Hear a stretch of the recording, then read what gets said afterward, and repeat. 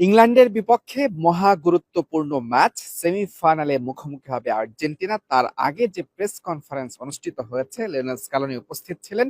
আমার পেছনে ঠিক এই আটলান্টা স্টেডিয়ামে এখানেই কিন্তু প্রেস কনফারেন্সটা অনুষ্ঠিত হয়েছে। এবং এই প্রেস কনফারেন্সেও তার মানে ইংল্যান্ড এবং আর্জেন্টিনা সেমিফাইনাল ম্যাচের আগেও ঘুরে ফিরে বাংলাদেশ প্রসঙ্গ এসেছে।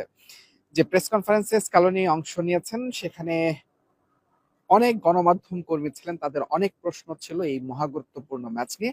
একেবারে শেষ দিকে তাকে প্রশ্ন করা হয়েছিল বাংলাদেশ থেকে যেভাবে আর্জেন্টিনাকে সমর্থন দেয়া হয় এবং আর্জেন্টিনার ফুটবলকে যেভাবে সাপোর্ট করা হয় সেটা তিনি কিভাবে দেখেন।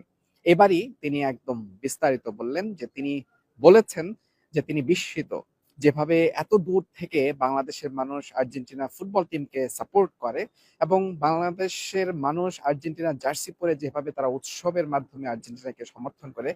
তিনি বলেছেন যে এটা তাকে আসলেই বিস্মিত করে এবং তিনি বিষয়টাকে দারুণভাবে নিয়েছেন এবং তিনি একেবারে শেষ কথাটা এসে বলেছেন যে সেমিফাইনালে ইংল্যান্ডের বিপক্ষে তিনি বাংলাদেশের জন্য কিছু করে দেখাতে চান।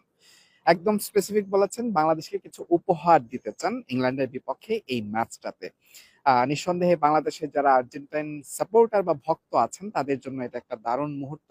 আর্জেন্টিনার যে মাস্টার মাইন্ড, যে কোচ লিওনেল স্কালোনি, যার অধীনে ৩৬ বছর পর বিশ্বকাপ জিতেছে আর্জেন্টিনা, আরো একটা বিশ্বকাপের ফাইনালের পথে আর্জেন্টিনা, সেই কোচ সেই লিওনেল স্কালোনি যখন বাংলাদেশের জন্য কিছু উপহার দিতে চান এবং যেই ম্যাচে ইংল্যান্ডের বিপক্ষে আর্জেন্টিনা লড়বে, যেটি শুধু একটা ফুটবল ম্যাচ নয়, একটা সেমিফাইনাল নয়, এখানে অনেক রাজনীতি কূটনীতির বিষয় থাকে, অনেক আহ আত্মমর্যাদার বিষয় থাকে, সেরকম একটা ম্যাচে বাংলাদেশকে কিছু উপহার দিতে চান লিওনেল স্কালোনি।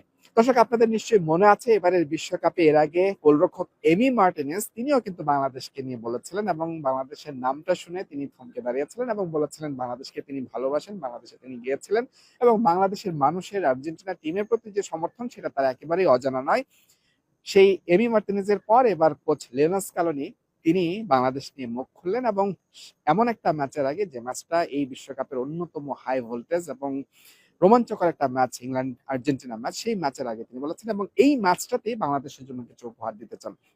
দর্শক, আপনাদের যদি মনে থাকে ২০২২ বিশ্বকাপেও স্কালোনিকে কিন্তু একই প্রশ্ন করা হয়েছিল যে বাংলাদেশের মানুষ আর্জেন্টিনাকে যেভাবে সমর্থন করে সেভাবে সেটি তুমি কিভাবে, তখনও কিন্তু স্কালোনি একই কথা বলেছিলেন যে তিনি দারুণ খুশি এবং তিনি আসলেই বিস্মিত যে এরকমটা হতে পারে যে এত দূরের একটা দেশ, সেখানে এত দূরের একটা আরেকটা দেশ আর্জেন্টিনার জন্য মানুষের এরকম উন্মাদনা, এরকম ভালোবাসা, তাকে দারুণভাবে সেটা রোমাঞ্চিত